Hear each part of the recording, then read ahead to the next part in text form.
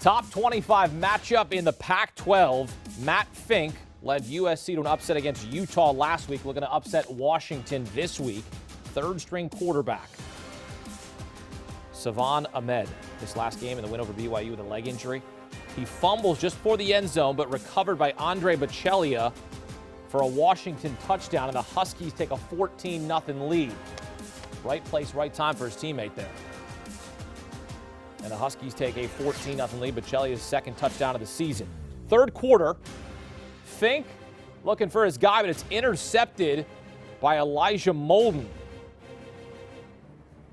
Bad time to make a mistake right there. 2 plays later, Salvon Ahmed, 89-yard touchdown. Longest run from the line of scrimmage by a Washington player since 1994. Pretty impressive. So no upset here. USC is not going to knock off number 17 Washington in Seattle. 28-14 is the final here. USC falls to 3-2, 1-2 in the Pac-12. Next game at Notre Dame in 2 weeks. Washington 4-1, 1-1 in the conference. Their next game is against Stanford, so a big one there. Washington covers the 11.5-point spread. The game goes under the total of 59 in Seattle. All right, back here with Bryant McFadden, and we now welcome in CBS Sports college football analyst Barton Simmons. Barton, so the Pac-12 here, wide open. Cal loses last night. USC loses today to Washington. We know Washington, one of the favorites in the conference. Makes sense of all this. How does it look to you right now, the Pac-12?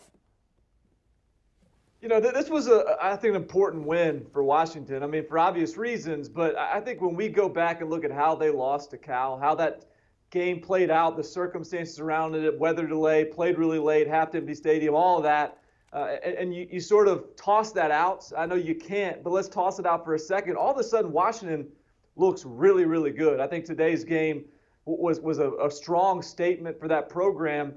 But certainly everyone seems to be able to beat everyone else for the most part. I mean, we'll see what happens with Stanford, Oregon State. But this is, I think, a Washington team that is very capable with young, inexperienced defensive backs that are starting to play like upperclassmen all of a sudden, with wide receivers and skilled guys that are starting to make big plays with their opportunity, and with Jacob Eason, who's looking like a first-round draft pick all of a sudden once again. So I thought that was a really important win for Washington, to kind of make a statement that this is a program that by the end of the year, you could be looking at as the best in the Pac-12.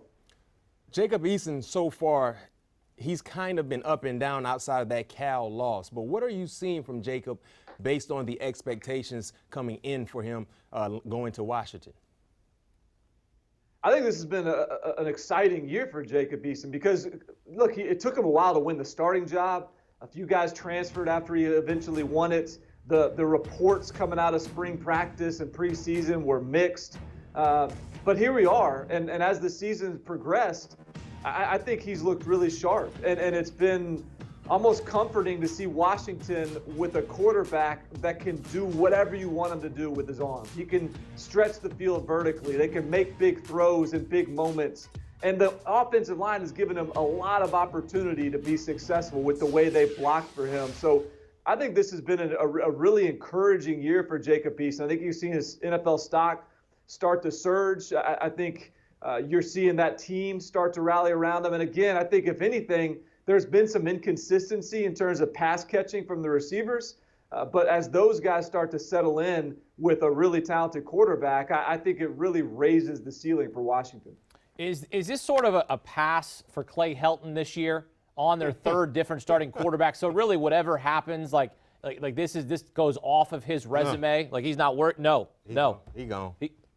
You agree with that, Barton? He gone. Yeah. Okay. Unfortunately, I think he's used up his pass. I mean, he's used up the get out of jail free card. Otherwise, yeah, I think you could absolutely call it a pass this year, but he's already burned it. And I think, we've seen, if anything, Graham Harrell has been impressive with the way he's been able to insert new quarterbacks, 3 quarterbacks now, and all find success. But you'll see a little bit of a pattern emerging. That first opportunity where a defense sees a guy, whether it's Keaton Slovis or Matt Fink, those guys can go off. And their receivers really give them a lot of margin for error. But with a little film, that second start, defenses settle in, and this was a real test for that USC wide receiver group because of how talented the Washington defensive backs are, and the margin for error shrinks. And with that said, ultimately this is USC, and USC doesn't have excuses. Backups should be better than everyone else anyways. And so I think we're seeing Clay Helton come down to earth a little bit, and I think it's going to be a grind the rest of the year for him. USC faces Notre Dame in 2 weeks.